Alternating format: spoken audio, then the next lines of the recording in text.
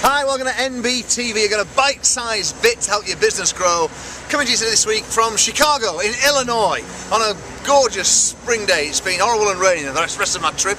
But I'm here today at a marketing event. I've just met the guy who has sponsored that bus.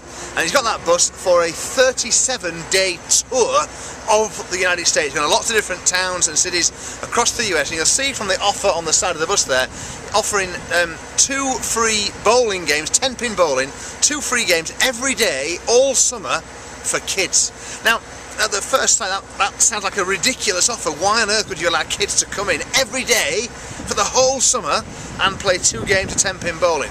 Well, there are a number of reasons why. I want to tell you the story because I think it can be quite instructive for your business. First of all, this is bowling rings, bowling alleys, and in the summer it's their quiet time. 10-pin bowling in the US, it's a much bigger sport in America than it is in the UK, but it is a winter sport predominantly, and those bowling alleys are much quieter in the summer months. Now the only conditions on this 2 free games a day is that those games happen during the day, not of an evening, and it's the daytime in the summer when these bowling alleys are dead quiet. So essentially they're able to offer these free games.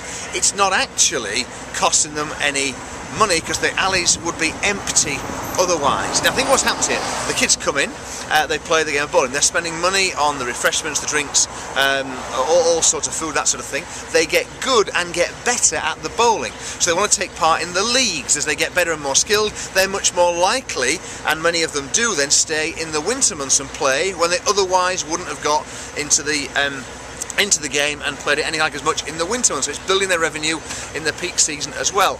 But what's behind all the way you get this offer is you have to go to that website there, you can see it there, you can have a look yourself if you like, and you have to subscribe, put your email address in, and you get the emails every day to play the free bowling. And what that means is the email addresses that they are getting are what we call very clean email addresses, because people want to get the emails every day, get the free offer so their kids can go and do the bowling.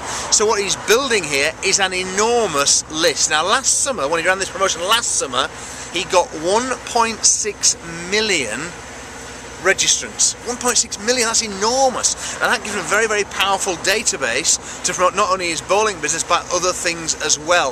Now hopefully a number of things are starting to come together for you here. You can start to see how, first of all, this guy knows his numbers, but he knows he's quiet. He can afford to give away free games, he'll make some money on the refreshments, he'll make some increased money by increased usage, members joining his leagues, playing more, coming back at busier times, etc. So he's getting some contribution from the revenue, from other revenue that will come in here. It's not costing him anything because his alleys will be empty anyway, and he's now got this big database, so he's going to become much more effective at marketing his products and services right on an ongoing basis, not just this year but next year as well. Huge value from that. Now this reminds me of a couple of restaurants that we've just done some work with recently, whereby they have done some tie-up with charities in the UK, and basically the charities promote the restaurant and encourage their supporters and people connected with the charity to go to the restaurant in the early part of the week, Monday, Tuesday, Wednesday, the 3 quietest nights for most restaurants. And what the restaurant owner does is basically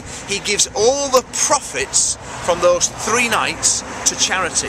Now why would he do that? Well, he knows his numbers, you see, and normally Monday, Tuesday, Wednesday he's what we call underwater. He's making a loss. The cost of him opening and paying all his staff and his overhead, that's not covered by the trade he's currently getting on a Monday, Tuesday, Wednesday night. So he goes into Thursday and the start of the weekend underwater. By the charity promoting the restaurant, he goes into Thursday level. He's given all his profits to charity, but he's kept the overhead costs, all his fixed costs, all his costs are covered. So he goes into Thursday on a level playing field, which makes his business more profitable overall. Now these are 2 really quite advanced kind of initiatives that I'm sharing with you today, but they can only be implemented when the business owner knows his or her numbers and understands, you know, the complexity of your business model. There's a big truck going by there. Don't you just love these American trucks?